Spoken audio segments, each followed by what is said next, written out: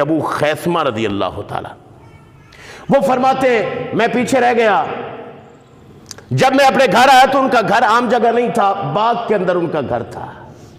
پھر گرمی کی شدت ہو، باغ کے پودوں کا سایہ ہو. فرماتے میری 2 بیویاں تھیں. میں جب گیا تو انہوں نے چھپر بنائے ہوئے، پانی ڈالا ہوا اور بڑی ٹھنڈی چھاؤں اور بڑے عمدہ کھانے میرے انتظار میں تھی، بنا کے رکھے ہوئے تھے. مسکیزیں ٹھنڈے پانی کے لٹک رہے تھے اور باغ کے اندر میرا گھر تھا.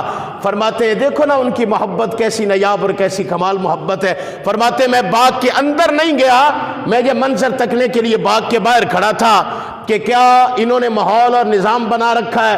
فرماتے اچانک میرے دل میں خیال آیا، ابو خیثمہ تو کلمہ محمد عربی صلی اللہ علیہ وسلم کا پڑھتا ہے، حضور سے محبت کا دم بھرتا ہے، تیرا لجپال صحرا میں سفر کرے تو ٹھنڈی چھاؤں میں بیٹھے. وہ کملی والا مصطفیٰ صحرا میں لو میں سفر کرے اور تو یہاں ٹھنڈی چھاؤں مانے. فرمایا پھر تو دعوے کرتا ہے کملی والے سے محبت کے. کہتے میں نے وہیں کھڑے کھڑے اپنی ازواج سے کہا میرا زاد راہ پیک کرو، تیار کرو، میں نے حضور کے پیچھے جانا ہے، میں گھر نہیں آؤں گا. چند قدم ہے نا اندر جا سکتے ہیں، لیکن فرمایا نہیں میں نہیں آتا، بس میرا زاد راہ تیار کر کے مجھے ادھر ہی دو.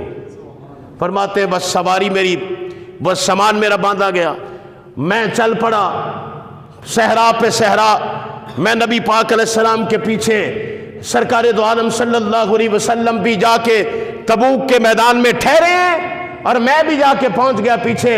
فرماتے ابھی میں دور تھا تو صحابہ کرام نے عرض کی یا رسول اللہ کوئی شتر سوار، یعنی اونٹ پر کوئی سوار ہو کے آ رہا ہے.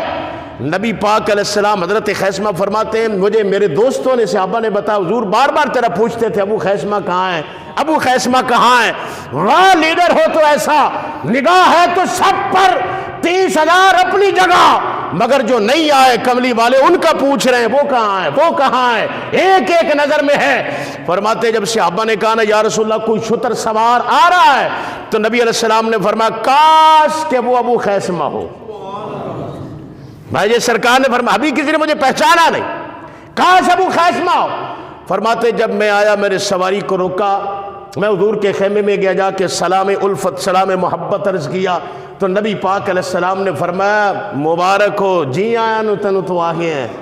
تو نبی علیہ السلام نے پھر فرماتے ہیں کہ جو میرے ساتھ ہوا، جو میں نے اپنی ازواج کو کہا، جو میں نے ان سے بات کی، فرماتے لوگوں واللہ میرے بتانے سے پہلے کملی والے نے مجھے بتا دیا، سرکار نے بتا دیا. فرمایا یہ تیری محبت کا انداز ہے، یہ تیری محبت اور تیرا پیار ہے کہ تو اپنے گھر میں داخل نہیں ہوا، اپنے باغ میں نہیں گیا، ٹھنڈی چھاؤں میں نہیں گیا، تیرے دل میں خیال آیا کہ لجپال تو صحرا میں سفر کرے اور میں یہاں بیٹھوں تو تم آ گئے ہو تو تمہیں مبارک ہو. یہ حضرت ابو خیثمہ کی بات ہے.